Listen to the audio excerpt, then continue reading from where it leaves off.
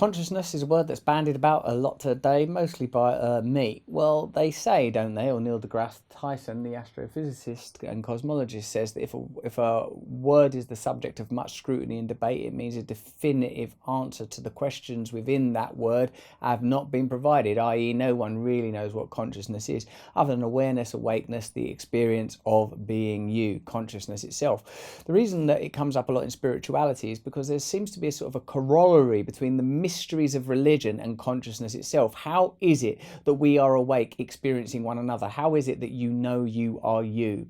Through your memory of yourself and your physical sensational experience of yourself. I don't mean sensational as in sensational. I mean literally the smells, tastes, sights, sounds and feelings that you get from being you.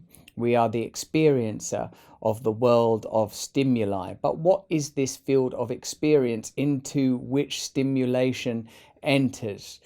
Some have argued that perhaps the consciousness that you experience is the same as the consciousness that I experienced, notably Carl Jung, who believes or founded the theory of the collective unconscious, that beneath all of our individual consciousnesses, our individual identity, is a deep well of archetypal human experience. Jung uses this theory to explain the common universal themes that recur through folklore, myth and religion. Ideas such as the virgin birth, crucifixion, buried God, cut up, distributed God, numerous totemistic ideas, animal worship, various forms of religion and philosophy that seem to have a shared corollary across the globe wherever you find and see them. So the reason I'm interested in consciousness is I'm very interested in how new language can be used to describe the archaic ideas of oneness, kinship, kindness, compassion. The reason that we should be kind to one another is because we are all one. What do you mean we're all one? We live in individual separate bodies, separate tribes, separate nations, countries, continents, corporations, football teams. Well, no, the consciousness that's experiencing it behind our individual tribal national identities is one. And if we are all one, being kind is the same as me not punching myself in the arm or poking myself in the eye, acknowledging that I'm a single anatomy, a single experiencer of reality, separate only because of the instruments that are used to sustain my physical form. Those that believe in yogic philosophy, Ayurvedic, systematic theology would say that we have different bodies, different energy centers, a chakra up here, apparently 18 inches above the old bonce, another chakra below the Muladhara, the primal red anus survival chakra, down deep in the earth, that your body's bigger than your body, that your mind is bigger than your mind, that your potential is beyond the potential, well, obviously, because that's what potential is, that you are currently experiencing, that you can inhabit a whole different part, not just of your consciousness, but of your brain in a material, mechanical way. New neurological pathways can be lit up, new experiences can be garnered and inhabited.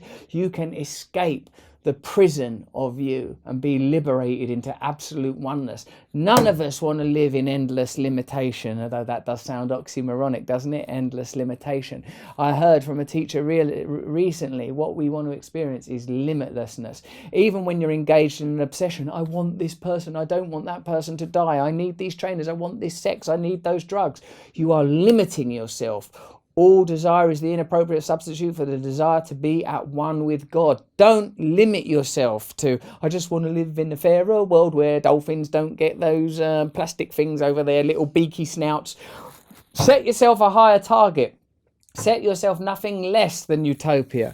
You need not give up your cynicism to be a utopian, because we will require your skepticism to discern if we're heading in the right direction. You don't need to give up your intelligence to suggest that we can live in an alternative society. You don't need to be mad to work here, but it helps. What I'm saying is that you don't have to give up being you, but you isn't finished yet. You is a process. You is not an object. These are some of my views on consciousness, that we can alter ourselves, we can alter our perception, we can change our reality and reality as a whole through simple practices, which I will tell you about another day. Thank you. Hello, I'm doing these new videos more frequently now. Please hit the notification button at the end of this video, because then you'll get like a little bell when I post a new video, and I'd like you to get a little bell when I post a video. Then I can, I don't know, be buzzing away in your pocket. Sounds like I'd be like a little pocket mosquito. Anyway, subscribe, click the bell, because I want more people to watch the YouTube videos. You specifically.